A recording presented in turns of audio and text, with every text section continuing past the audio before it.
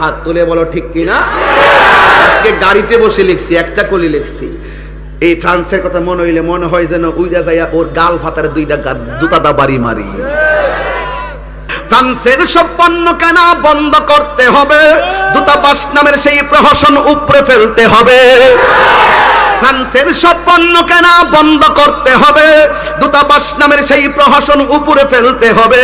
কারণ আমরা নবীজি সৃষ্টিকুলের মূল, আমরা নবীজি, আমার নবীজি সৃষ্টিকুলের মূল। যার প্রেমেতে জীবন দেব, দেব না ঈমান, ঠিক কিনা বলেন। তত্ত্বহীন কণ্ঠে বলতে চাই, ফ্রান্সের প্রধানমন্ত্রী দুই গালে জুতা মারো তালে তালে। সাবধান বলে দিলাম, আমার নবী আমাদের জান, আমার নবী আমাদের ঈমান, আমাদের নবী আমাদের মান। সেই নবীর আকাশচুম্বী ইজ্জতের উপরে ব্যঙ্গচিত্র যারা করেছে, হে মুসলমান ঐক্যবদ্ধভাবে আল্লাহকে ডাক দিয়া বলে ফেলো, আল্লাহ নবীর বিরুদ্ধে যারা বিষোদ্গার করবে এদেরকে তুমি ধ্বংস করে দাও, ধ্বংস করে দাও, ধ্বংস করে দাও।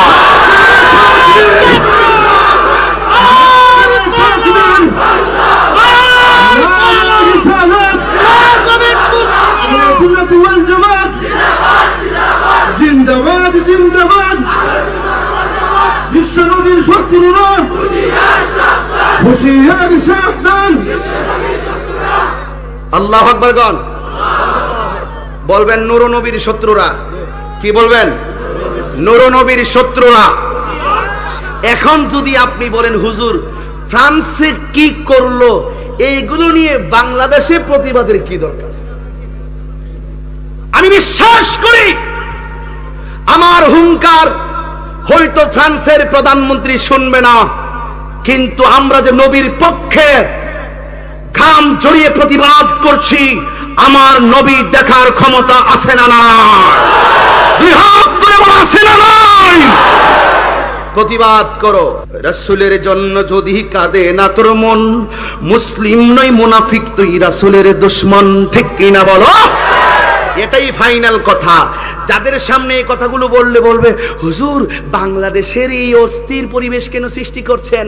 নো, 95% মুসলমানদের দেশে আমার হার্ট, আমার সুইট হার্ট, আমার হৃদয়, আমার জীবনকে কটূক্তি করে কথা বলবে। আমি পৃথিবীর সব ছেড়ে দিতে পারি, কিন্তু রাহমাতুল লিল আলামিনকে আমি ছাড়তে পারবো না।